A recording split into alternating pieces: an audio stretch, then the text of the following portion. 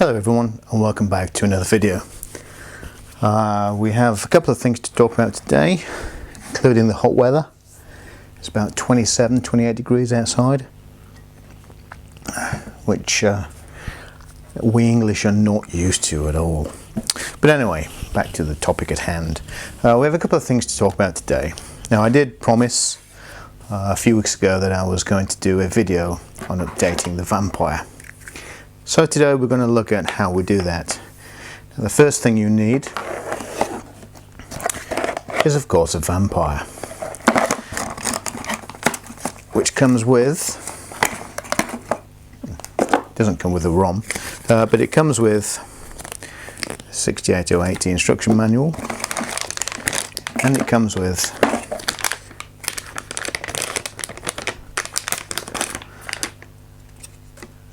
a Vampire V2.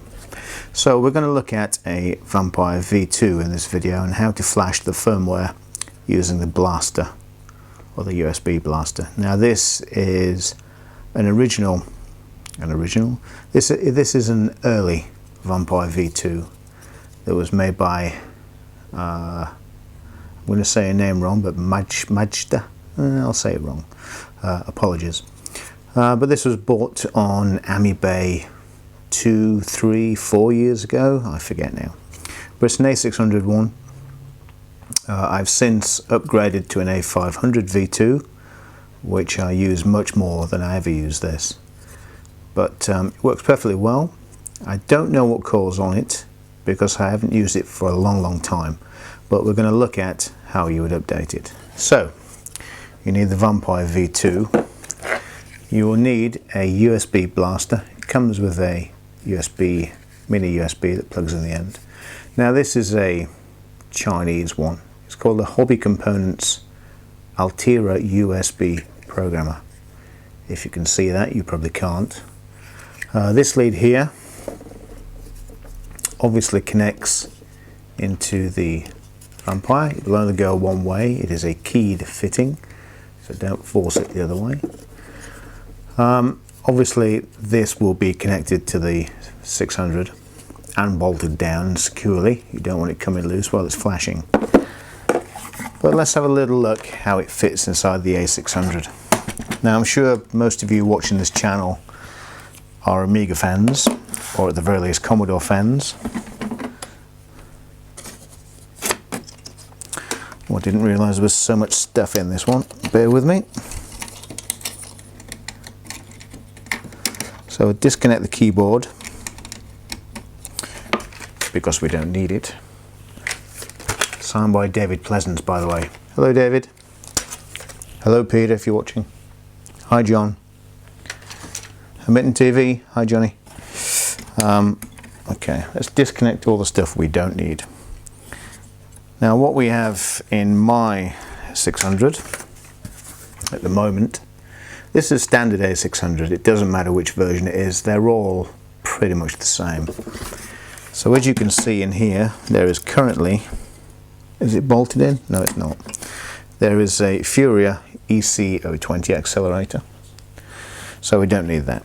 Now originally at some point this has had my Vampire in there. You can see the two 3D printed blocks that they used to supply.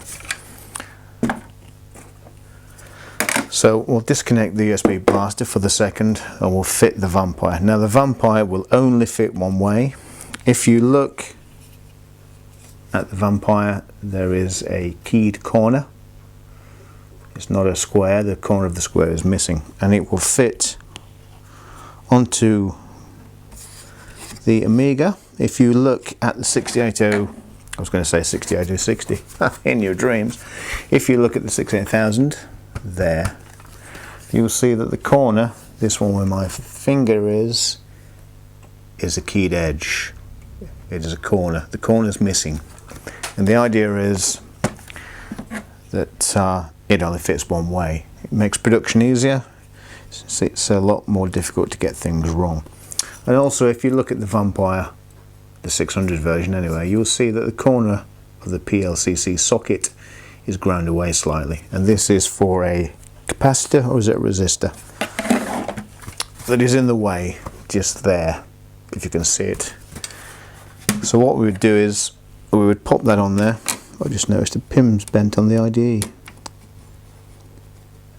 Sorry, don't get distracted. Anyway, so the Vampire fits on, it does click on, and it is it should be a good solid fit. If it isn't a good solid fit, then you're going to have issues.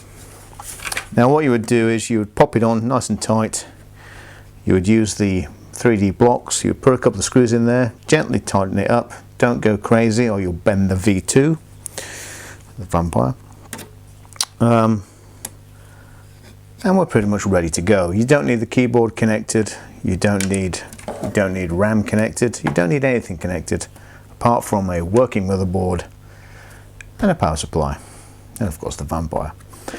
But once you've got it on there, hold it in the center, put your fingers around the socket and connect the blaster to the Vampire.